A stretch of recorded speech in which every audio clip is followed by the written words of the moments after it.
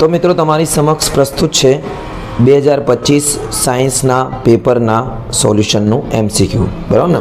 Okay, માર્ચનું. ચલો late start. પહેલો છે ખોરાક રાંધતી વખતે જો તળિયા કાળા થતા હોય એનો મતલબ સંપૂર્ણ દહન થયો નથી, એટલે આમાં સંપૂર્ણ દહન થયો નથી. બીજામાં તમારે નીચેમાં કઈ ઘ્રાણ ઇન્દ્રિય સૂચક બગા વેનીલા છે, આમાં વેનીલા છે. પછી આમાં 1 માઇક્રો એમ્પિયર બરાબર 10⁻6 આવશે. પછી આમાં ફેફસામાં સંકળાયેલું તંત્ર ઉત્સર્જન તંત્ર વેરી ઇઝી, ઉત્સર્જન શ્વસન. અને એના પછી છે મોટી ઉંમરના વ્યક્તિઓમાં જે દૂધિયો થઈ જાય છે એને મોતીઓ કહેવાય છે કે ભાઈને મોતી આવી ગયો છે. અને અરીસાની સામે તમે ઊભા રહો, તમારું પ્રતિબિંબ ચત્તુ બને. સમતલ અરીસો અને બહિર્ગોળ અરીસામાં ચત્તુ જ મળશે તમને. પૃથ્વીના પોપડામાં જે પ્રમાણ છે 0.02% છે.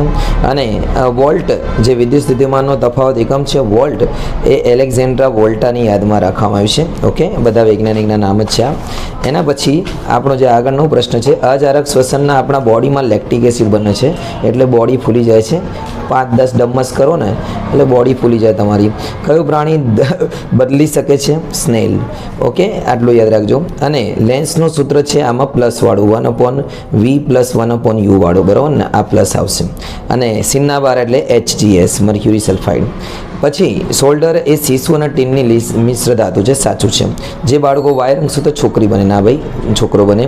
તારાઓનું પ્રકાશનું વાતાવરણીય વક્રીભાવન થવાથી ટમટમે છે, સાચું છે. અને આ જે છે H3O સાંદ્રતામાં ઘટાડો થાય પાણી, હા તો ઘટાડો થશે સાંદ્રતા, સાચું છે.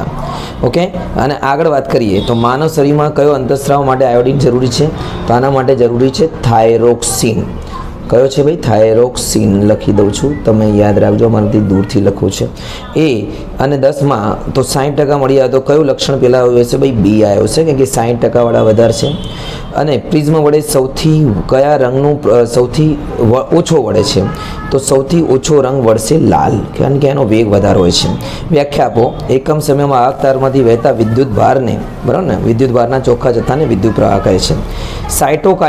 સાયટોકાઇનિન આપણે શું કરે છે ભાઈ? કોષ વિભાજન પહેરે છે, એટલે અહીંયા આવશે સી. અને જીબ્રેલિન એ આપણે પ્રકાંડની વૃદ્ધિમાં ભાગ ભજવે છે.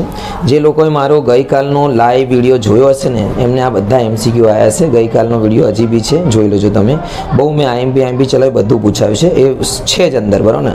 જે સજીવો પોતાનો ખોરાક જાતે બનાવે છે એને શું કહે છે ભાઈ? તૃણાહારી, ઉત્પાદકો તૃણાહારી છે. જે સજીવો પોતાનો વનસ્પતિનો ખોરાક તરીકે ઉપયોગ લે છે એ તૃણાહારી છે, બરાબર ને?